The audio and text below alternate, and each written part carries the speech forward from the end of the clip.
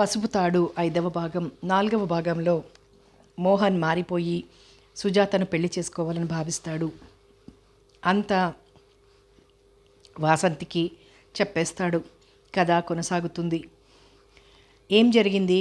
ఎందుకు ఇలా జరిగింది? నా అంచనాలు, అభిప్రాయాలు ఎందుకు ఇలా తారుమారవుతున్నాయి? మోహన్ని ఎలా వదులుకునేది? మోహన్ మోసగించినందుకు ఏడవాలా? అతడి వలలో తాను పడనందుకు సంతోషించాలా?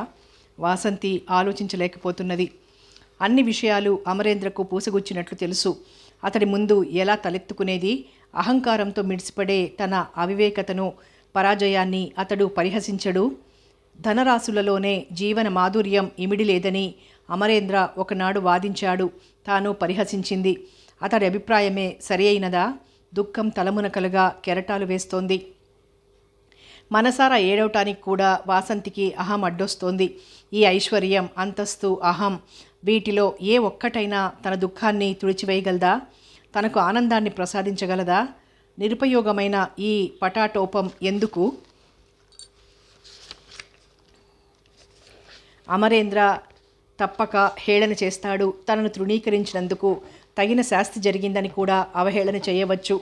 కాదు, అమర్ అటువంటి తక్కువ స్వభావం మనిషి కాదు. ఉన్నతుడు అనేవాడైతే కిషోర్ మాదిరిగానే ఏనాడో అని ఉండును. మోహన్ రహస్యాలన్నీ బహిరంగం చేసి అతడిలో అటువంటి అల్పత్వం లేదు అని ఆమె అంతరంగం ప్రబోధించుతున్నది. అవును, అతడిలో అల్పబుద్ధి లేదు. మోహన్ గురించి విషయాలు మాట్లాడవద్దని తాను నిష్కర్షగా చెప్పిన నాటి నుండి మరలా ఆ సంగతులు మాట్లాడలేదు. మోహన్ కంటే కిషోర్ ఉత్తముడని, అతడితో జీవితం ఏర్పరచుకోమని సలహా ఇచ్చాడు. కానీ తనను తాను స్వార్థంతో ప్రతిపాదించుకోలేదు. మోహన్ ఎంత నిరసనగా చూసినప్పటికీ నేడు అతడు అడగ్గానే అన్నీ మర్చి అతడి పెండ్లి ఏర్పాట్ల నిమిత్తం వెళ్ళాడు. ఇక్కడ నా బాగోగులు, ఇంటి అవసరాలు చూసే బాధ్యత కిషోర్కు అప్పగించాడు. అమరేంద్ర ఉత్తముడు కదూ? ఈ పరిశీలనాత్మక విమర్శతో వాసంతి హృదయంలో అమరేంద్రపై గౌరవం ఒక మెట్టు ఎక్కింది. కానీ ఆమె హృదయం అవిరామంగా ఏడుస్తోంది. ఎంత మోసగాడని తెలిసినప్పటికీ మోహన్ మీద ఆరాధన తరిగిపోవడం లేదు. లోకులంతా అహంభావినని అంటే నాకు కోపం వచ్చేది. కానీ నిజంగానే నాకే తెలియని అహంకారం నాలో ఉన్నది.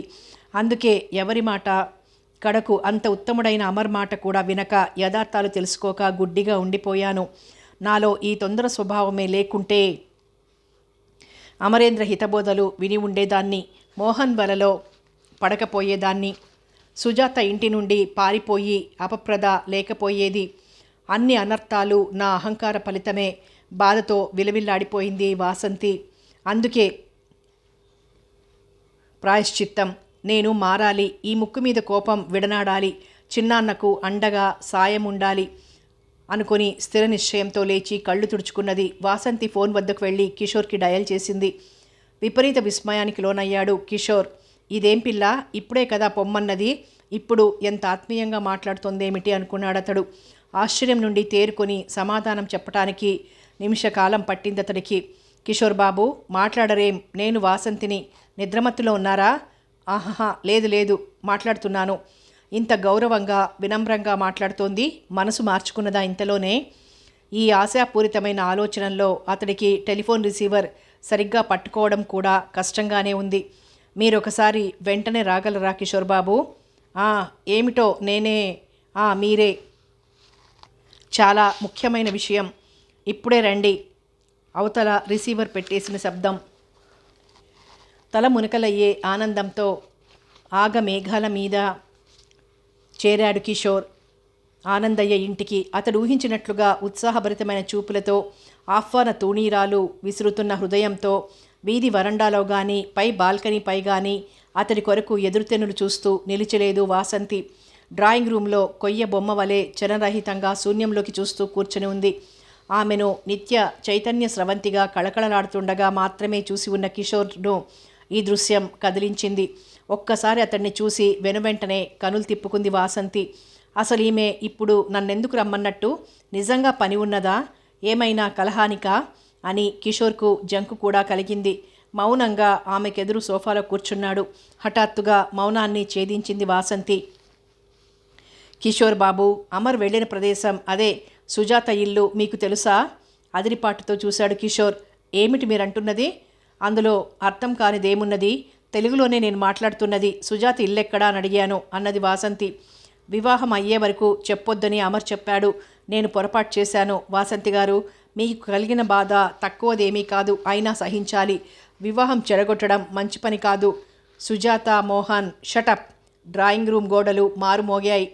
మనిషి స్వభావాన్ని బట్టి ఎదుటి మనిషిని అంచనా చేస్తారనుకుంటాను.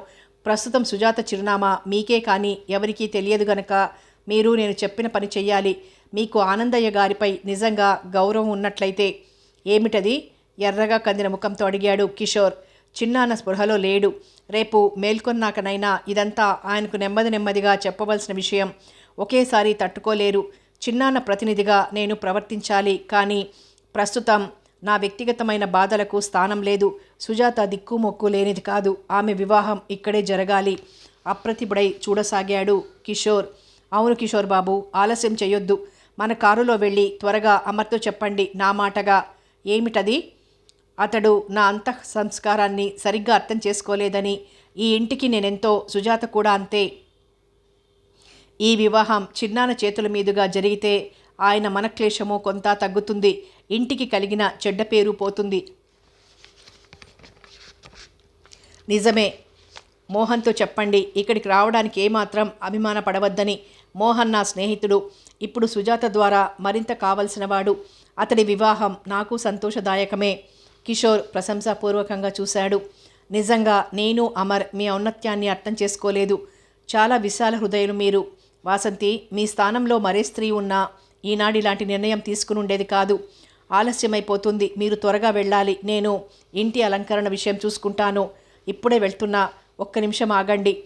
లోపలికి వెళ్ళి కొన్ని వేల రూపాయల డబ్బు తెచ్చి అతడి చేతిలో ఉంచింది. సుజాతను, మోహన్ను వాళ్ళకిష్టమైన బట్టలు తెచ్చుకోమనండి. నగలు ఇంట్లోనే ఉన్నాయి. ఎల్లుండి వాళ్ళు అనుకున్న రోజునే వివాహం జరిపించుదాం. మన వల్ల వాళ్ళకు ఆలస్యం కాకూడదు. సరే వెళ్తున్నాను. మీరు నిశ్చింతగా ఉండండి. ఒక్క మాట మరలా వెనక్కొచ్చాడు కిషోర్. చెప్పండి. రేపు చిన్నాన్నగారికి ఈ విషయం చెప్పేటప్పుడు దగ్గర డాక్టర్ ఉండడం అవసరం అనుకుంటున్నాను. అలాగే చేస్తాను. సాగిపోతున్న కారును చూస్తూ నిలబడిపోయిన వాసంతి కనులలో నీరు నిండి చెంపల మీదుగా జాలువారసాగింది. అలా ఎంతసేపు ఆ మేడ వరండాలో చిన్న గోడను ఆనుకొని నిలబడిపోయిందో ఆమెకే తెలియదు. పూర్వాకాశాన వెలుగురేఖలు పరుచుకుంటున్నాయి. పక్షుల కలకలావరావాలతో ప్రకృతి సందడిని సంతరించుకుంటోంది. చకితి అయి చూసిన వాసంతి ప్రస్తుతాన్ని, కర్తవ్యాన్ని గుర్తుకు తెచ్చుకున్నది. తన చెంపలపై ఎండిన కన్నీటి చారికలు నిర్లిప్తంగా నవ్వుకుంది. వాసంతి ఏడ్వటమా? ఐశ్వర్యమే అదృష్టం. అదృష్టం ఎప్పుడూ ఈ వాసంతి గుప్పిట్లోనే బంధింపబడి ఉంటుందనే భావన భ్రమేనా? వాసంతి, నువ్వు సాధారణ యువతిలా కంటతడి పెడుతున్నావా? జీవన మధురిమ సంపదలోనే ఇమిడి లేదని ఆనాడు అమరేంద్రనిన్న మాటలు నిజమైనవి కదూ? అంతరాత్మ కట్టెదుట నిలిచి సవాల్ చేస్తున్నట్లు అనుభూతి పొందిన వాసంతి గజగజ వణకసాగింది. ఓడిపోయావుగా వాసంతి. నీ చుట్టూ ఉన్న ధన, కనక, వస్తు వాహనాలన్నీ వెచ్చించిన నువ్వు మోహన్ని పొందగలవా? నీ కన్నీటిని తుడిచి నీ మనసుని ఎగిరిపోయిన సంతోషాన్ని ఈ లక్షలతో కనగలవా? ఓడిపోయావా వాసంతి? Poor girl. అమరేంద్ర పరిహసిస్తున్నట్లు ఊహించుకొని అతడి నవ్వు వినలేనట్లు రెండు చెవులు మూసుకున్నది. హాయ్ వాసంతి, నీకిప్పుడు ఉదయం లేస్తూనే బెడ్ కాఫీ అందించే నౌకర్లున్నారు. అహర్నిశలు నీ అడుగులకు మడుగులొత్తే పరిచారికలు ఉన్నారు. మేడపై అంతస్తులో నిలబడి కనుసన్నలతోనే అనేక పనులు చేయించగల సమర్థత ఉన్నది. మరి మనసున సంతోషం కొని తెచ్చుకోగల స్తోమత ఏది? విరగబడి నవ్వుతోంది అంతరాత్మ. Hi hi Vasanthi. ఏవి ఈ కారులు, మేడలు, లక్షలు అన్నీ కలిసైనా నీ మనసైన వాడితో నీ మనువును జరపగలవా? ఆఫ్టర్ ఆల్ మనసును మట్టుబెట్టి చావలేక బ్రతికే మధ్యతరగతి ఆడపిల్లలాగే ఇక నువ్వు జీవోత్సవంలా రోజులు గడపాలిగా. ఆనాడు నన్నే చేసుకుంటే నీకీనాడు ఈ మనస్తాపం ఉండేదా? మూర్ఖురాలా. పడిపడి నవ్వుతున్న మరోవంక అమరేంద్ర రూపం పిచ్చిగా అటు ఇటు చూసింది వాసంతి. అంతలో ఆ రూపాలు రెండు చెయ్యి పట్టుకుని తన చుట్టూ తిరుగుతూ నాట్యం చేస్తూ వాసంతి ఓడిపోయింది అని ఎలుగెత్తి అరుస్తున్నట్లు అనుభూతి కలిగింది. ఆవేశంతో, ఉన్మాదంతో ఊగిపోయింది వాసంతి దేహం. అవును, ఓడిపోయాను. నా భ్రమలు తొలగిపోయాయి. ఈ అష్టైశ్వర్యాల నడుమనున్న నేడు నా పరిస్థితి దీనాతి దీనంగా ఉన్నది. లోకంలో దీనులు ఆర్తులు కనీసం మనసారా ఏడ్చి హృదయభారాన్ని దింపుకోగల యోగ్యత అయినా కలిగి ఉంటారు. నాకు ఆ యోగం కూడా గగనకుసుమమే. శోకించే తీరిక లేదు. ఇంటిని శోభాయమానంగా అలంకరించాలి. ఎదలో రగిలే అగ్నిహోత్రాన్ని కప్పిపుచ్చి అగ్నిసాక్షిగా దంపతులై ప్రదక్షిణలు చేస్తున్న జంటను అక్షతలు చల్లి దీవించాలి. కన్నీటిని అదిమిపెట్టి కళకళలాడుతూ ఆనందంగా తిరగాలి. తన సొత్తు అనుకున్న వారిని చేజేతులా పనులు కర్పించి పదుగురితో పాటు పకపక నవ్వాలి. ఆత్మవంచన చేసుకోవాలి. ఈ అజ్ఞాన అహంకార అవివేకాలకు ఈ అసాధారణ శిక్ష తగినదే వాసంతి.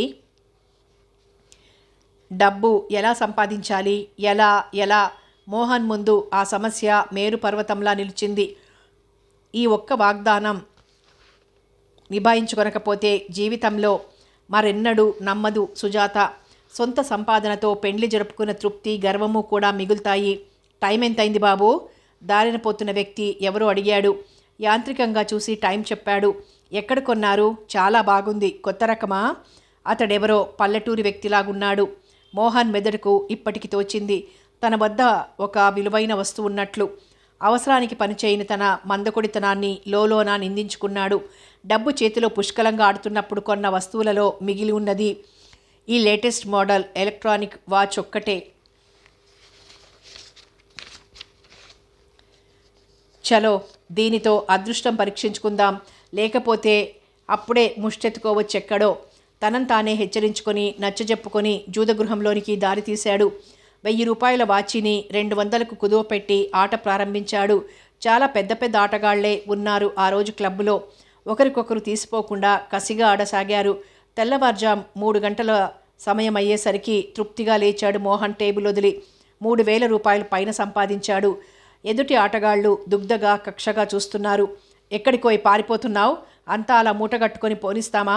మరో 2 రౌండ్స్ చూద్దాం అంటూ దారి కడ్డుగా నిలిచాడు పొగరుగా చూస్తూ ఒక వ్యక్తి. మనిషి రూపమే భయోత్పాతం కలిగించేటట్టుగా ఉంది. అవును, కూర్చో అధికారికంగా అన్నాడు మరొకడు మోహన్ చేపట్టి లాగుతూ. అతడు తగవులలో ఆరితేరిన వాడిలాగున్నాడు. ఇంత జరిగిన తర్వాత సహనంగా ఉండగల స్వభావం కాదు మోహన్ది. వెంటనే అటువాడిని ఇటువాడిని 2 తన్నులతో సత్కరించాడు. బల్లలు తిరగబడ్డాయి, కుర్చీలు విరిగాయి, సీసాలు ప్లేట్సు కబ్బోర్డ్ అద్దాలు పగిలి తునాతునకలైనాయి. కొందరికి దెబ్బలు తగిలాయి. మేనేజర్ ఫోన్ చేసి పుణ్యం కట్టుకున్నాడు. పోలీసు బలగం వచ్చింది. అరెస్ట్ అయిన వారిలో ముఖ్యుడు మోహన్ రావు. అతడే కలహకారకుడుగా రాసుకున్నారు. ఇన్స్పెక్టర్, ఎల్లుండి సాయంత్రం నాకు నేనుగా వచ్చి మీకు లోబడతాను. ఈరోజు వెళ్ళనీయండి, లేకుంటే నా పెండ్లి ఆగిపోతుంది. ఆ అమాయకురాలు ఏ అఘాయిత్యమో తలపెడుతుంది. Please inspector. తన అహంకార క్రోధాలన్నీ మరిచి చేతులు జోడించి ప్రాధేయపడ్డాడు మోహన్. ఫలితం శూన్యం. రావాల్సిన సమయం బాగా దాటిపోయిందే. ఆనందయ్య, వాసంతి పదే పదే అనుకుంటున్నారు. ఇంటికి ఎక్కడైనా ఇంకా అలంకరణ లోపం ఉన్నదేమోనని వాసంతి అదే పనిగా పైకి కిందికి తిరుగుతూ గదులన్నీ పరీక్షిస్తోంది. ఇక్కడ పూలదండలు బాగా కట్టాలి, అక్కడ కార్పెట్లు పరవండి, రాత్రి పార్టీకి పై మేడ మీద కుర్చీలు బల్లలు ఏర్పాటు చేయండి. అబ్బా, అమర్ లేక చెయ్యి విరిగినట్లుంది. ఇంకా హోటల్స్కి ఆర్డర్లు ఇవ్వాలి, అందరినీ ఆహ్వానించాలి. ఒకటే హైరానా పడిపోతోంది వాసంతి పెళ్లి ఏర్పాట్లతో. అమ్మాయి వాసంతి, కనీసం ఈ వీధిలో ఇండ్లవారినైనా పిలిపించమ్మా. ప్రస్తుతం ఊరందరినీ రాత్రి పార్టీకి రేపటి విందుకు పిలవచ్చు అన్నాడు ఆనందయ్య 2 సార్లు. అదెంతసేపు చిన్నాన్న? సుజాత ఇంతకాలం తర్వాత ఇంటికొస్తోంది. కాస్త మనసారా మాట్లాడుకోవాలి. ఇతరులను ఆహ్వానించిన దగ్గర నుండి వాళ్ళు యక్ష ప్రశ్నలు వేస్తారు, ఆరాలు అడుగుతారు. మనం వాళ్ళకన్నీ చెప్పనూలేము. పైగా మర్యాదలతో సతమతమవ్వాలి. అవునమ్మా, నిజమే. నీలో ఇంత ఆరిందాతనం ఉన్నదని నేను అనుకోలేదు సుమా. నీ విషయం పక్కన పెట్టి సుజాతకు జీవితం ఏర్పరుస్తున్నావు. గొప్ప గుణం నీది. దైవం చల్లగా చూస్తాడు నిన్ను. అది విని లోలోన ఏడవలిని నవ్వు నవ్వుకున్నది వాసంతి. వంటలు ఎంతవరకు వచ్చాయో చూసొస్తాను చిన్నానా అని లోనికి పారిపోయింది. మరికొంతసేపు అందరికీ ఆరాటంగా గడిచింది. అదిగో మన కారే వచ్చేస్తోంది ఆనందంగా అన్నారు వీధి సందిట్లో ఎదుర్కోలు కొరకు నియమించబడిన నౌకర్ల బృందం. వాసంతి గుండె వేగంగా కొట్టుకుంటుండగా వెళ్ళి అందరికంటే ముందు నిలిచింది. పందిట్లో ఆగంతకులకు స్వాగతం చెప్పటానికి బ్యాండు మేళం మోగసాగింది. వాసంతి ఆదేశంతో మంగళహారతి పళ్ళెంతో ముత్తైదవులు సిద్ధంగా నిలిచారు. కారు ఆగే స్థలం నుండి గేటు వరకు మెత్తని తివాచి పరచబడింది. అక్షతలు, పూలమాలలు, కుంకుమ చందనాలతో కన్నెపిల్లలు ద్వారానికి అటు ఇటు నిలబడ్డారు. కారు దూసుకురాలేదు, నెమ్మదిగా వచ్చింది. కారును ఓ పూలదండతో ముస్తాబు చేయాలని కూడా తెలియలేదా? తనలో తాను విసుక్కుంటూ ఆగిన కారుకు కొంచెం దగ్గరగా నడిచింది వాసంతి తెచ్చిపెట్టుకున్న బింకంతో. అమర్, కిషోర్, డ్రైవర్, అంతే, ఇంకెవ్వరూ లేరు. ఒకరి వెంట ఒకరు తలవాల్చుకుని కారు దిగి వచ్చిన కిషోర్, అమర్లు అక్కడ ఉన్న అందరి వదనాలలోని ప్రశ్నార్థకాలను ఎదుర్కోలేనట్లుగా భూమిలోకి కూరుకుపోయినట్లు నిలబడ్డారు. అదేమిటి అమర్, సుజాత రానన్నదా? మోహన్ ఒప్పుకోలేదా? మీరు మా మాటగా మరీ చెప్పలేదా? వాసంతి, ఆనందయ్య ఒకేసారి ప్రశ్న మీద ప్రశ్న కురిపించారు. మరీ అడగగా అమర్ బలవంతాన తలెత్తాడు. అవును అన్నాడు నీరస స్వరాన. ఏమిటట? ఎవరిది అభ్యంతరం? సుజాతే రానన్నదా? కిషోర్ బాబు, మీరు మాట్లాడరేం? మీరైనా చెప్పండి. కిషోర్ అక్కడ ఉన్న నౌకర్ల బృందాన్ని, ఇరుగు పొరుగులనందరినీ కలియజూశాడు. మనం తర్వాత మాట్లాడుకుందాం, వివాహం వాయిదా పడింది అన్నాడు మళ్ళీ కారు వైపు నడిచి బ్యాక్ డోర్ తీస్తూ. కిషోర్, అమరేంద్రలిరువురి రూపము, వాచకము కూడా భారంగా, దీనంగా ఉండడం గమనించిన వాసంతి వారొక నల్లని పెట్టెను కారు వెనక భాగం నుండి దింపడం చూసి మరింత తికమక పడింది.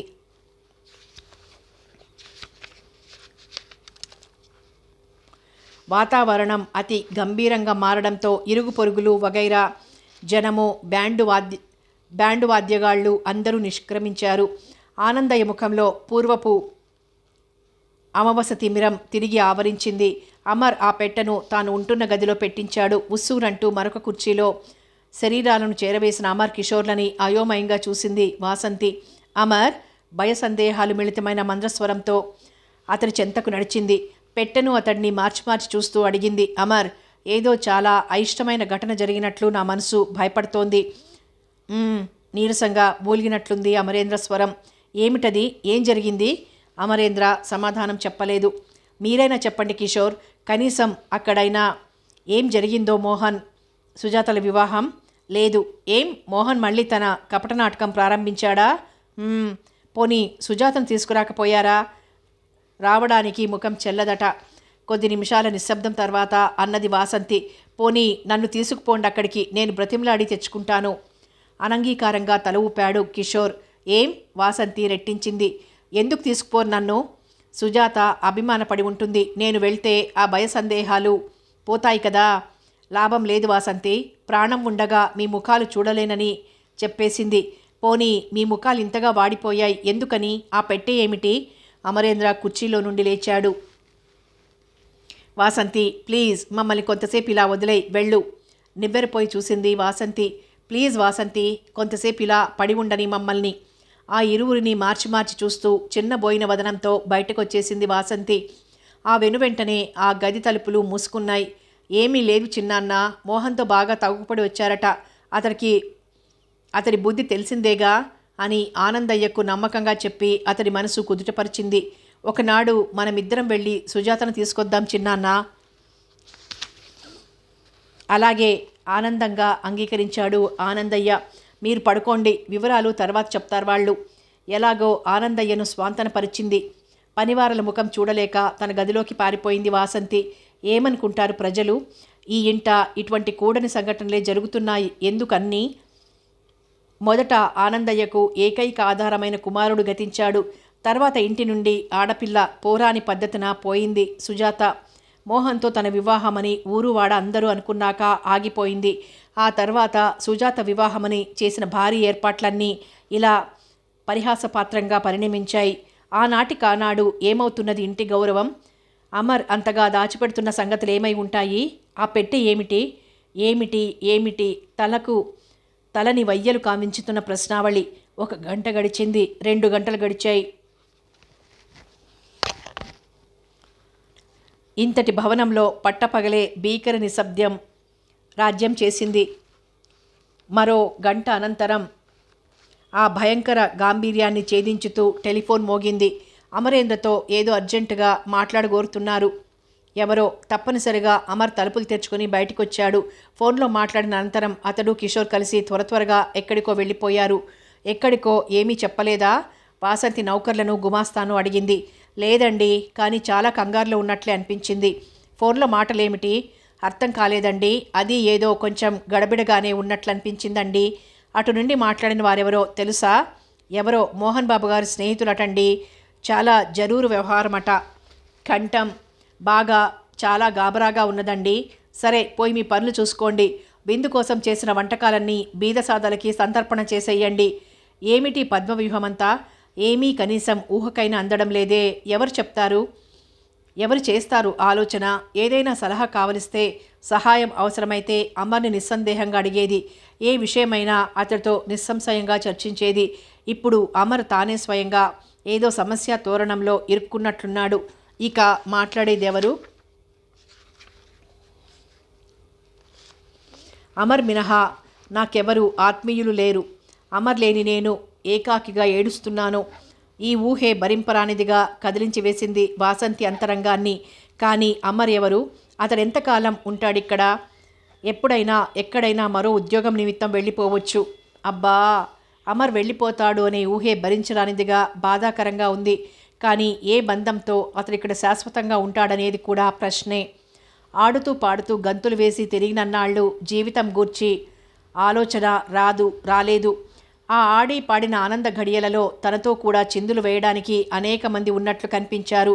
లోకమే తనకు దాసోహం అంటున్నట్లు అనిపించింది. రోజులు ఘడియలు లిప్తలై ప్రవహించిపోయాయి. కాలగమనమే తెలియక లిప్తలే యుగాలై కదులుతున్న ఈ కష్టకాలంలో మాత్రం కనిపిస్తున్న వ్యక్తి ఒక్కరే. ఆడి పాడిన వారు కన్నీరు తుడవకపోగా కనీసం కన్నెత్తి కూడా చూడడం లేదు. ఏమీ కావు పొమ్మని విసిరి కొట్టించుకున్నవారు తామే అన్నీ అయి ఆదుకుంటున్నారు.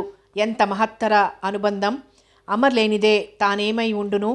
కలిగిన కష్టమేమిటో కర్తవ్యమేమిటో ఏమీ తనకు చెప్పి కలవరపెట్టి కంగారు చేయడం లేదు. భారమంతా ఒంటరిగా మోస్తున్నాడు. ఏమిటో ఆ భారం, ఏమిటో ఆ సమస్య ఎలా తెలుస్తుంది? బయట కోలాహలం ఆలోచనలకి అంతరాయం కలిగించింది.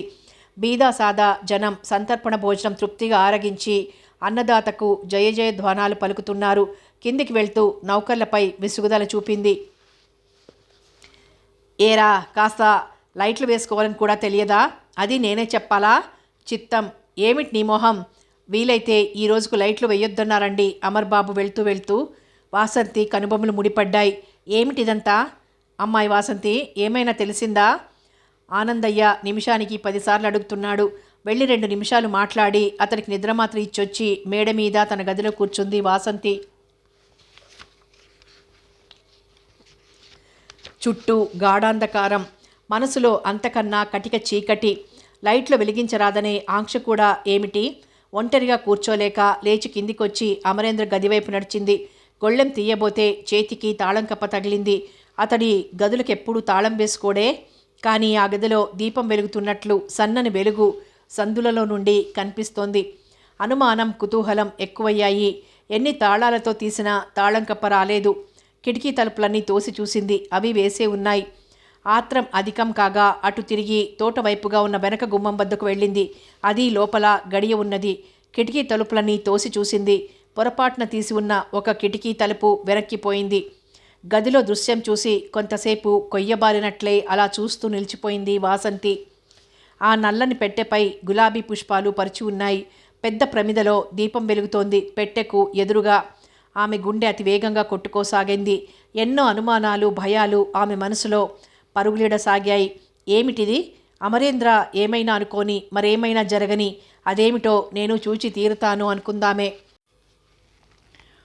తోటలో చెట్ల పనికి ఉపయోగించే సాధనాలు అనేకం షెడ్డులో ఉంటాయి. అక్కడి నుండి ఒక నిచ్చెన తెచ్చి జాగ్రత్తగా ఆ కిటికీ దగ్గర వేసి పైకెక్కి కిటికీల నుండి లోపలికి దూకింది. దడదడలాడే గుండెలతో పెట్టెను సమీపించింది. అందులో గుండె గుబిళ్ళుమంటుండగా చుట్టూ తిరిగి చూసింది. పెట్టెను తాకేందుకు ధైర్యమంతా కూడదీసుకోవాల్సి వచ్చింది. అంతా పకడ్బందీగా సీల్ చేసి ఉన్నది. తేలికగా తెరవగలిగింది కాదు. అమరేంద్ర పూజలు చేస్తూ ఉండగా ఎప్పుడు చూచి ఉండలేదు. కనీసం భగవంతుని గురించి మాట్లాడుతుండగా కూడా వినిన జ్ఞాపకం ఏమీ లేదు. మరి కొత్తగా ఈరోజు ఈ భక్తి ఏమిటి?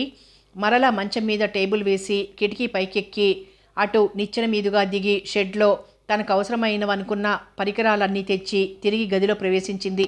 శబ్దం బయటికి వినిపించకుండా ఆ కిటికీని కూడా మూసివేసింది. ఎన్నడూ అటువంటి పనులు చేయకపోగా కనీసం చూచి కూడా ఉండలేదు. ఎంత అవస్థ అయినా కానీ పెట్టె తెరిచి చూడటానికే నిశ్చయించుకుంది. చేతులు నొప్పులు, క్రమంగా పోటు కూడా రాసాగాయి. చెమటలు కారిపోసాగాయి. నీరసం వచ్చింది. ఉస్సూరంటూ నేలపై కూలబడింది. తాను ఆ గదిలోకి వచ్చి 2 గంటలు పైగా అయింది. శక్తి కూడా తీసుకొని పట్టుదలగా లేచింది. ఓ వంక ప్రాణం శోష వచ్చినట్లవుతోంది. మరికొన్ని గంటలు గడిచాయి. అర్ధరాత్రి సమయమైంది. వాసంతి తన ప్రయత్నంలో కృతకృత్యురాలైంది. చేతులలో, శరీరంలో మంట, వణుకు, దడ ప్రారంభమైంది. అయినా ధైర్యం కూడగట్టుకుంది. నీరస దేహం నిలబడలేనని మొరాయించుతున్నా లెక్కజెయ్యక పెట్టె మూతను శక్తినంతా ఉపయోగించి పైకి తీసింది. ఆమెకు తెలియకనే కెవ్వుమన్న కేక వెలువడింది. 2 చేతులతో ముఖం కప్పుకొని రోదిస్తూ నిలువున కుప్ప కూలిపోయింది. కిషోర్కు గురుతుల్యుడైన ఒక సీనియర్ లాయర్ పరపతి ప్రభావాలతో పోలీస్ లాకప్లో ఉన్న మోహన్ని సులువుగానే విడిపించగలిగారు అమర్, కిషోర్లు. అతి బిడియంతో, పశ్చాత్తాపంతో ఆ ఇరువురి ముఖాలు కన్నెత్తి చూడను కూడా చూడలేకపోయాడు మోహన్. అమర్, నిన్నెప్పుడు గర్భశత్రువును చూసినట్లే చూశాను. కానీ అయిన వారెవరో, ఆత్మీయులెవరో తెలిసేది అవసర సమయాల్లోనే కదూ. ఒక వంక సిగ్గుతో, మరో వంక కృతజ్ఞత తొణికిసలాడుతున్నాయి ఆ కంఠంలో. అమర్ ఒక్కసారి మోహన్ వదనంలోకి చూసి స్నేహంగా భుజం తట్టి, పద, చాలా పనుంది అంటూ దారి తీశాడు. కిషోర్ బాబు, మీకు నేను రుణపడుతున్నాను. నా కోసం. కిషోర్ వదనం కఠినంగా, గంభీరంగా ఉన్నది. కరచాలనం కోసం ముందుకొచ్చిన మోహన్ చేతిని మౌనంగా నొక్కి వదిలాడు. కారును చూసి మోహన్ తుళ్ళిపాటుతో ఆగిపోయాడు. ఏమిటి, వాసంతికి అన్నీ తెలిసిపోయాయా? తానే మిమ్మల్ని పంపించిందా? లేదు, మీ స్నేహితుడెవరో ఫోన్లో చెప్పారు. నిన్న. నాకు మాత్రమే తెలుసు. హుటాహుటిన వచ్చేశాం. థ్యాంక్స్, చాలా థ్యాంక్స్. మళ్ళీ కలుద్దాం. మరి నేను వెళ్ళనా? పరిగెత్తేందుకు సిద్ధంగా ఉన్నంత హడావిడిగా గబగబా మాట్లాడుతున్నాడు మోహన్. ఎక్కడికి? ముందు కారెక్కండి, కిషోర్ అన్నాడు. మోహన్ అమర్తో అన్నాడు. అమర్, నీకన్నీ తెలుసు. సుజాత దగ్గర వాలాలి నేను. ఆ రోజు నీకు నేను చెప్పిన పని సక్రమంగా జరిగింది కదా? సుజాత ఏమీ మనసులో కోపం పెట్టుకోలేదు కదా? కారెక్కు మోహన్, వస్తున్న నిట్టూర్పుని అణుచుకుంటూ అన్నాడు అమర్. మనం వెళ్తున్నది సుజాత దగ్గరికే. ఆనంద విస్మయాలు నిండిన మోహన్ ముఖం అప్పటికప్పుడు కోటి ప్రబల తేజంతో ప్రకాశించింది. సుజాతనైతే ఇంటికి తీసుకొచ్చేశారా? వచ్చేసిందా? Thanks Amar, many many thanks. పట్టరాని ఆనందంతో, భాషారూపంలో ప్రకటించలేని ఆనందాన్ని ఆలింగనంతో వ్యక్తం చేశాడు మోహన్. ఇంట్లో ఎవరు నాపై కోపంగా లేరా అమర్? నేనక్కడికి నిరాటంకంగా రావచ్చునా? కారు బయలుదేరాక అడిగాడు మోహన్. బాగా అలసిపోయినట్టు వెనుకకు వాలి కళ్ళు మూసుకున్న అమరేంద్ర నిద్రపోతున్నాడో మెలకువగా ఉన్నాడో తెలియదు. డ్రైవర్ సీట్లో ఉన్న కిషోర్ అసలు ఆ మాటలు విన్నాడో లేదో తెలియదు. కారు నిశ్శబ్దంగా సాగిపోతోంది. ఎవ్వరూ చాలాసేపు ఏమీ మాట్లాడలేదు. అమరేంద్ర కూర్చున్న స్థితిలో మార్పు లేదు. మోహన్కు పరిస్థితి చాలా ఇరకాటంగా ఉంది. హఠాత్తుగా అమర్ అన్నాడు కిషోర్ను ఉద్దేశించి. కిషోర్, మరీ స్పీడ్గా నడుపుతున్నావు, నిదానం, కనులు మూసుకునే చెప్పాడు. మోహన్ గ్రహించాడు అమర్ నిద్రపోవటం లేదని. అమర్, నాపై మీకు చాలా అసహ్యంగా ఉందా? నాతో మాట్లాడడం ఇష్టం లేదా? అమర్ స్థితిలో మార్పు లేదు. అతడి నుండి సమాధానము లేదు. నన్ను నమ్మాలి అమర్ బాబు, నేను పూర్వపు మోహన్ను కాను. ఆ రోజు నిన్ను సుజాత వద్దకు వెళ్ళమని చెప్పాక నాకు కర్తవ్యం బోధపడలేదు. డబ్బెలా సంపాదించాలో తెలియలేదు. ఏ పరిచితుడైనా ఇవ్వకపోడు. అడిగి చూడాలనుకుని ఇంటికి వెళ్ళి దుస్తులు మార్చుకుంటుంటే వాసంతి నా గదిలోకి వచ్చింది. హేళనగా ప్రశ్నల వర్షం కురిపించింది. చెప్పటం ఆపి ఒక్కసారి ఊపిరి పీల్చుకున్నాడు మోహన్. అమరేంద్ర కనులు విప్పాయి. ఇటు తిరిగాడు. ఇద్దరు పోట్లాడుకున్నారా? ఆత్రంగా అడిగాడు. లేదు, మొదట కొంత వాగ్వివాదం జరిగింది. ఆ ఆవేశంలో నేను వాసంతికి నిజాలన్నీ చెప్పేశాను. తుళ్ళిపాటుతో సీట్లో సరిగ్గా కూర్చున్నాడు అమరేంద్ర మోహన్ని పరీక్షగా చూస్తూ. సుజాత పేరు మినహా అన్ని వివరాలు చెప్పేశాను. ఏమన్నది? ఏడ్చింది. నన్ను వదులుకోలేనన్నది. నా కోసం ఏమైనా చేస్తానన్నది. తన స్వభావానికి పూర్తిగా వ్యతిరేకంగా అతి సాధారణ యువతిలా ప్రవర్తించింది. అన్నీ తెగతెంపులయ్యి నేను వెళ్ళిపోతుంటే ఏమీ అనలేదు. నిజం? తిడుతుంది, శపించుతుంది అనుకున్నాను, కానీ ఒక్క పరుషవదం కూడా పలకలేదు. స్నేహంగానే వీడ్కోలిచ్చింది. అవసరమైన డబ్బు తీసుకువెళ్ళమని సరళంగానే చెప్పింది. కానీ తీసుకోవడానికి నా మనసు అంగీకరించలేదు. సిగ్గుపడింది. నేనే స్వయంగా సంపాదించుకోవాలని నిశ్చయించుకున్నాను. ఆనాటితో వాసంతిపై నాకు గౌరవం పెరిగింది. ఆమె నుండి ఇంకా ఇంకా సహాయం పొంది అదముడను కాదల్చుకోలేదు. నా కాబోయే భార్యను గురించి ఎంతైనా అడిగింది, కానీ నాకు పేరు చెప్పే సాహసం లేకపోయింది. నువ్వు వెళ్ళిన తర్వాత నేను చెప్పేశానులే, సుజాత గురించి, నీ గురించి అంతా తెలుసు వాసంతికి, కిషోర్ కరుకుగా అన్నాడు. ఓ ఓ కణతలు రుద్దుకున్నాడు మోహన్. వాసంతి గుండెపై చాలా సమ్మెటపోట్లు తగిలాయి. తనలో తాను గొణుక్కున్నట్లన్నాడు అమర్. ఆ తర్వాత ఊరి మీద పడ్డాను. డబ్బు దొరకలేదు. ఆఖరికి నా రిస్ట్ వాచ్ తాకట్టు పెట్టి 200 తీసుకుని క్లబ్లో అడుగుపెట్టాను. 3000 సంపాదించాను. తృప్తితో బయటకొస్తుండగా అసూయతో గొడవ చేశారు డబ్బు పోగొట్టుకున్న వాళ్ళు. పోలీసులు వచ్చి తీసుకుపోయారు. విని ఊరుకున్నాడు అమర్. నేను రాని కారణం ఏమని చెప్పావు సుజాతకు? ఏమన్నది? అమర్ని పరీక్షగా చూస్తూ అడిగాడు. నా మాటలు సుజాత వినలేదు అన్నాడు నెమ్మదిగా. అవును, ఎందుకు వింటుంది? పాపం, ఇది ఎన్నవసారి ఆమె విషయంలో అనుకున్నది కాకపోవడం. ఇక ఎప్పుడు ఇలా జరగకూడదు. బాగా ఏడుస్తోందా? గుండెని ఎగదన్నుతున్న నిట్టూర్పుని అణుచుకుంటూ అన్నాడు అమర్. ఇక ఎప్పుడు ఏడవదుగా? అవును, ఇక ఎప్పుడూ ఏడిపించను.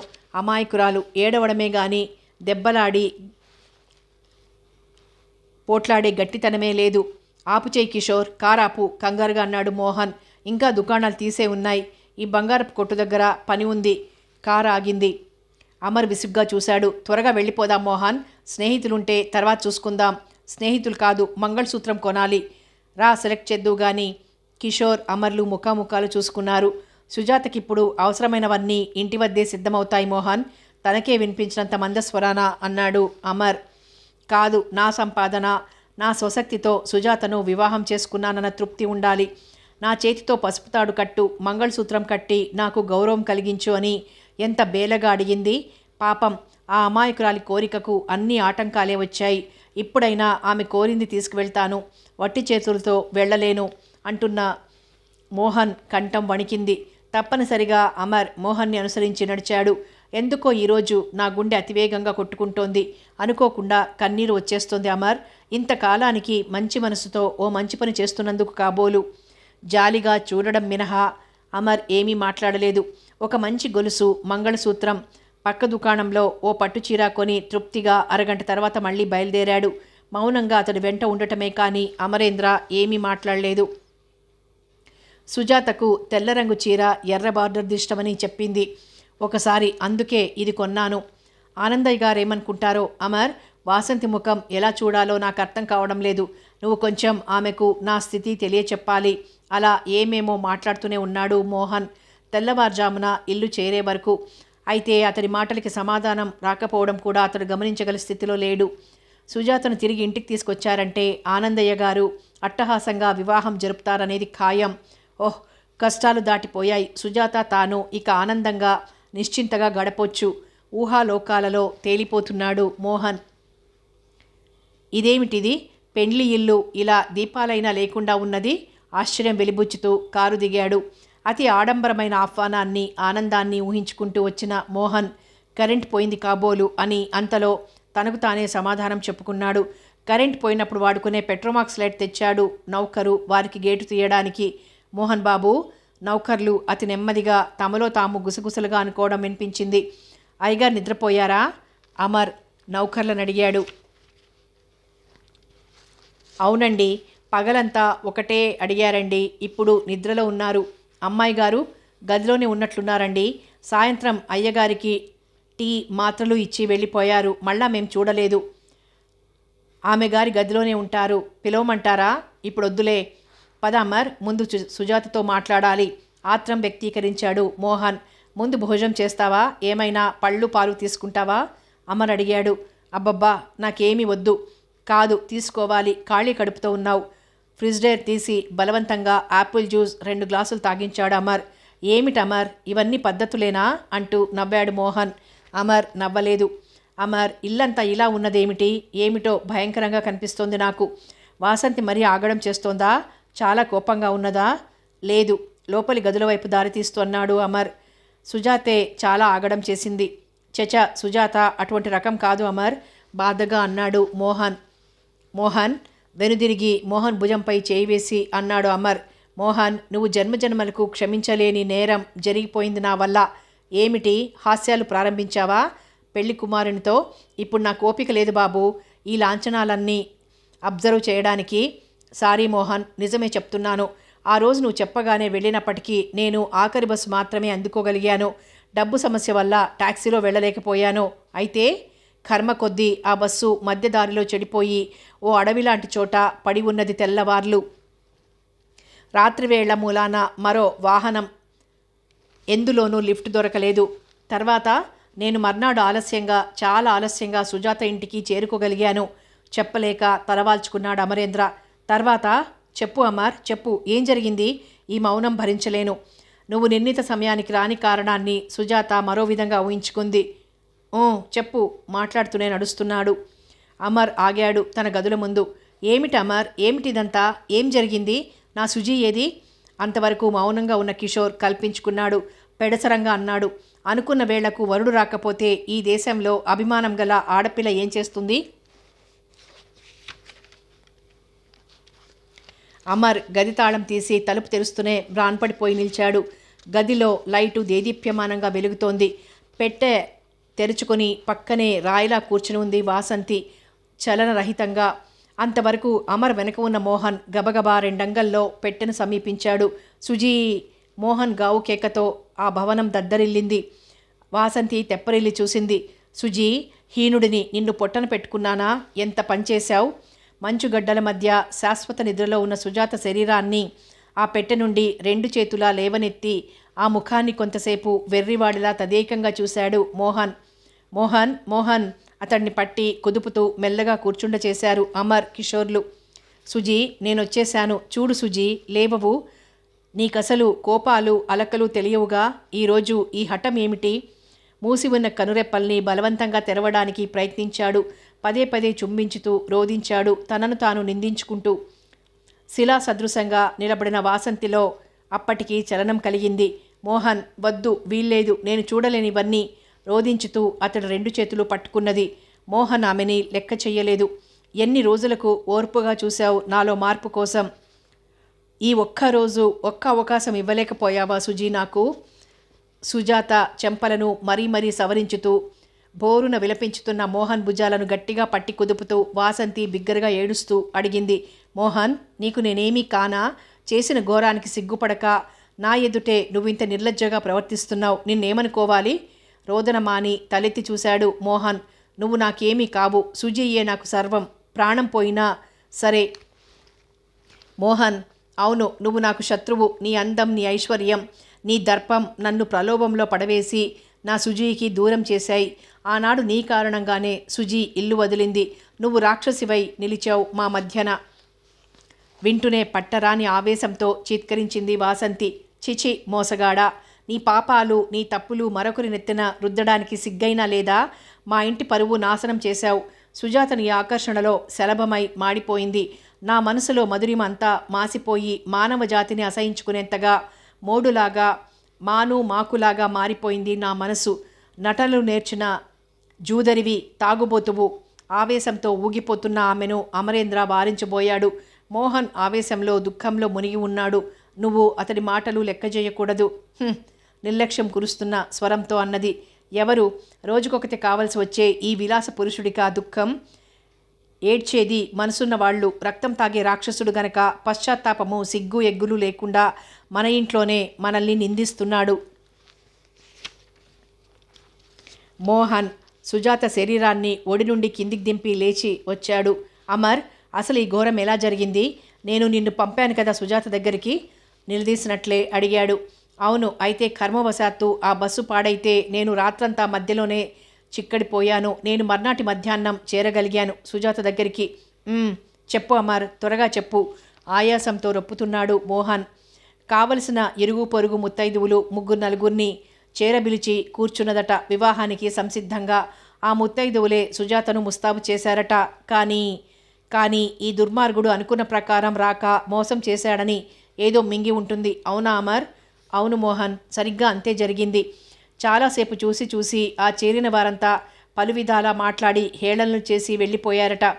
మరి పదుగురి ముఖాలు చూడలేనని బ్రతకలేనని అనుకున్న సుజాత ఎలుకల మందు తిన్నదట అన్నంలో కలిపి. భగవాన్! వినలేనట్లు చెవులు మూసుకున్నాడు మోహన్. నేను వెళ్ళేసరికి తలుపు లోపల వేసి నిశ్శబ్దంగా ఉన్నది. 10 నిమిషాల వరకు కూడా ఎంత పిలిచినా సమాధానం లేదు. అనుమానంతో తలుపు బలవంతంగా తెరిచాం. ఇరుగు పొరుగులు నేను కలిసి. చెప్పలేనట్లుగా ఎగిసి వస్తున్న బాధను అణుచుకుంటున్నట్లు చేతిలో గుండెను రాచుకుంటూ కూర్చున్నాడు అమరేంద్ర. తర్వాత చెప్పు అమర్, అమర్ను కుదిపేస్తూ అడిగాడు మోహన్. ఏం చెప్పను? అప్పటికే ఎగశ్వాస వచ్చేసింది. భరించరాని బాధతో గిలగిల్లాడుతోంది. నేనే విషం మింగాను అని చెప్పలేక చెప్పింది అతి కష్టంగా. నిన్ను గుర్తించిందా? నాకు నమస్కరించాలని ఎంతో ప్రయత్నించింది.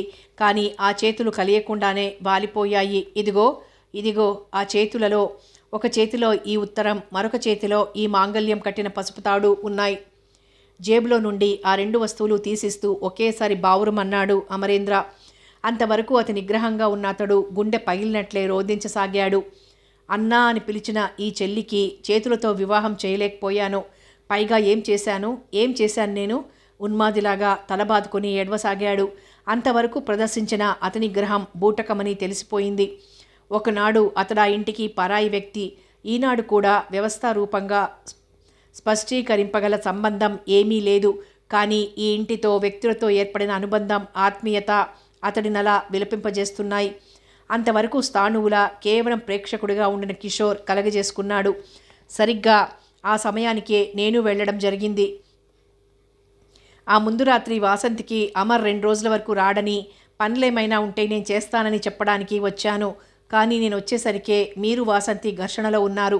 మీ మాటలన్నీ చివరి వరకు విన్నాను. మీరు వాసంతికి అన్నీ చెప్పారు. కానీ కానున్న భార్య సుజాత అని మాత్రం చెప్పలేదు. ఆ విషయం నేను చెప్పాను వాసంతితో. మొదట ఏడ్చినా తర్వాత ఎవ్వరూ ఊహించినంత ఉదారంగా ప్రవర్తించారు వాసంతి. సుజాత కూడా ఈ ఇంటికి తన వంటిదే అని, ఆమె వివాహం ఇక్కడే జరగాలని మరీ చెప్పి మిమ్మల్ని అభిమాన పడకుండా రమ్మని బ్రతిమాలి తీసుకురమ్మని నన్ను పంపారు కారిచ్చి. నేను చేసేదేమీ లేక బయలుదేరాను. నేను చేరేసరికే సుజాత ఈ ప్రపంచం వదిలిపోయింది. అక్కడ చేరిన ఆ వీధి వారంతా తలొక మాదిరిగా అనుకుంటున్నారు. అయితే అక్కడ ఎవ్వరికీ సుజాతపై జాలే గాని ఇష్టం లేదు. అందుకే ఎటువంటి గొడవ లేవదీయలేదు. మేము ఆనందయ్య గారి పరిస్థితి వివరించగానే సుజాత శరీరాన్ని ఇక్కడికి తీసుకురావడానికి ఎవ్వరూ అభ్యంతరం చెప్పలేదు. అంతా మౌనంగా విన్న మోహన్ ఏమీ మాట్లాడలేదు. అమర్ ఇచ్చిన పసుపు తాడును, మాంగల్యాన్ని అటూ ఇటూ తిప్పి పిచ్చిగా చూశాడు. వచ్చేటప్పుడు దారిలో తాను కొని తెచ్చిన గొలుసును కూడా జేబులో నుండి బయటికి తీశాడు. నిదానంగా సుజాత భౌతిక కాయం పక్కన కూర్చున్నాడు. ఆ 2 మాంగల్యాలను ఆమె కంఠానికి అలంకరించాడు. ఇదిగో సుజా, చూడు, నేను నిన్ను మోసం చేయలేదు. అందరి సమక్షంలో నిన్ను వివాహం చేసుకున్నాను. ఇదిగో నీ మెడలో పసుపు తాడు ముడివేశాను. నీకు అందరిలో గౌరవం వచ్చింది. ఇదేగా నువ్వు నన్ను అడిగావు. ఇప్పుడు నువ్వు గృహిణివి. ఎవ్వరూ మనల్ని హేళన చెయ్యలేరు. నువ్వే నా భార్యవు. అనర్గళంగా సాగిపోతోంది అతడి ధోరణి. అదంతా చూడలేనట్లు కళ్ళు మూసుకుని పక్క గదిలోకి పారిపోయింది వాసంతి. ఆమెను వెన్నంటి వెళ్ళాడు అమరేంద్ర. వాసంతి, ఆత్మీయుల్ని కోల్పోయిన ఆవేశం వర్ణింపనలవి కానిది. ఆ దుఃఖానికి అంతం లేదు. అటువంటి అవస్థలో ఉన్నవారు ఏమన్నా లెక్క చేయకూడదు. చెర్రున లేచింది వాసంతి. ఈ మోసగాడికి ఆమె ఆత్మీయురాలు. నాకేమీ కాదా? నా చెల్లెలు పోయిందన్న బాధ పోవడం కూడా కాదు, బలవన్మరణం పాలైందనే నా ఏడుపుని మించిందా అతడి బాధ? వాసంతి, శాంతం వహించు. రేపీ పాటికి అతడు క్లబ్లో తాగి తందనాలాడుతాడు. మరొకతితో చెట్టాపట్టలేసుకుని తిరుగుతాడు. నీది బాధే కాదనను, కానీ అతడు చాలా మారాడు. అతడి బాధ ఎటువంటిదో అర్థం చేసుకుంటే నువ్వింత నిర్దయగా మాట్లాడవు. అంతలో కిషోర్ వచ్చాడు. చూడు అమర్, ఇక తెల్లవారిపోతోంది. మనం ఏర్పాట్లు చూడాలి. ఆనందయ్య గారిని లేపి అన్నీ చెప్పాలి. నేను లేచే ఉన్నాను కిషోర్. ఆనందయ్య కంఠం విని ఉలికిపాటుతో చూశారందరూ. ఆ పెద్ద గదిలో ఒక మూల వాలుకుర్చీలో చేరగిలబడి ఉన్న ఆనందయ్య ముఖంలో దుఃఖం గూడు కట్టుకుని ఉంది. ఈ ఇంట్లో నేను నిద్రపోయి చాలా రోజులైంది అమర్. నేను నిద్రపోలేదు. అంతా విన్నారా చిన్నాన్న? ఇంకా మీకెలా చెప్పాలా అని ఏడుస్తున్నాను నేను. బోరున ఏడుస్తూ అతడు ఒడిలో తలపెట్టుకొని అన్నది వాసంతి. సుజాత ఏమైందో చూడండి చిన్నాన్న. దానిని మనం ఎప్పుడు కోప్పడకపోయినా అది మనకు గర్భశత్రువులా ప్రవర్తించింది చూశారా? తల పంకించుతూ కన్నీళ్ళొత్తుకున్నాడు ఆనందయ్య. ఏం చేస్తాం తల్లి, భగవంతుడే మనకు గర్భశత్రువులా ప్రవర్తించి దెబ్బ మీద దెబ్బతీస్తున్నాడు. కిషోర్ కలగజేసుకున్నాడు. ఇంకా ఆ దుఃఖాలు జన్మంతా ఉండే ఆనందయ్య గారు ప్రస్తుతం ఏర్పాట్లు చెయ్యండి కిషోర్, అన్నింటికీ నాకు మీరే, నేనేం చేయగలను?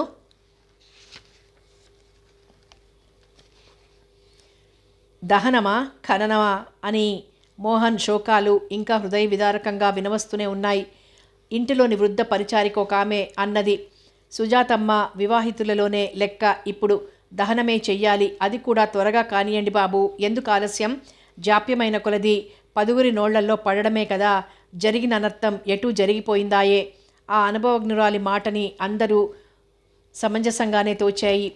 దహన భూమి నుండి మతి భ్రమించిన వాడిలా ఎటో పోతున్న మోహన్ని జాగ్రత్తగా కనిపెట్టి ఉన్న అమరేంద్ర బలవంతంగా ఇంటికి తీసుకొచ్చాడు. 4 రోజులు ఏం చేస్తున్నాడో ఏమిటో తనకే తెలియక అస్తిత్వాన్నే మరిచి ఎవరేం చేయమంటే అది చేస్తూ జడ పదార్థంలా ఉన్న మోహన్ని అమరేంద్ర నీడలా వెన్నంటి ఉన్నాడు. తినమంటే ఏదో తినడం, పడుకోమంటే పడుకోవడం, ఏమైనా కర్మకాండ నిమిత్తం పూజలు చేయమంటే చేయడం, ఎవ్వరూ చూడని సమయంలో ఏదో ఓ మార్గాన దహనభూమికి పారిపోయి అక్కడ పడి రోధించడం, నిద్రపోవడం. ఇది ఇలా ఉంది మోహన్ స్థితి. అమితంగా అలసిపోయిన అమరేంద్రకు కొలదిసేపు మాగన్నుగా నిద్ర పట్టింది. హఠాత్తుగా లేచి చూసేసరికి మోహన్ లేడు. వెంటనే పరుగున పోతున్న అతడికి మెట్లపై వాసంతి కనిపించింది. ఏం, అతడి కోసమైనా మరలా అన్వేషణకు బయలుదేరుతున్నావు? హేళనగా అడిగింది. అమర్ ఒక్క క్షణం ఆగి అన్నాడు, జీవితంలో అమూల్యమైనది, ఆత్మీయమైనవి కోల్పోయిన బాధ అనుభవజ్ఞులకే తెలుస్తుంది వాసంతి. ఒకనాడు అతడెవరైనా ఈనాడు మంచి మనిషి, బాధలో ఉన్నాడు, కష్ట సమయంలో చేయూతనియ్యడం మనసున్న వారి కర్తవ్యం అంటూనే గబగబా నడిచి కారు తీసుకువెళ్ళాడు. అమర్ ఊహించినట్లుగానే మోహన్ సుజాతను దహనం చేసిన చోట పడి ఉన్నాడు పిచ్చి చూపులతో. రాత్రి సమయం, వాతావరణం భీకరంగా ఉన్నది. అటువంటి ప్రదేశం ఆలవాలంగా బ్రతికే జంతువులు పక్షులు చేసే శబ్దాలు భయోత్పాతాన్ని కలిగిస్తున్నాయి. మోహన్ భుజంపై చేయి పడ్డంతో తిరిగి చూశాడు. పద ఇంటికి, నెమ్మదిగా మృదుస్వరంతో అన్నాడు. కథ కొనసాగుతుంది.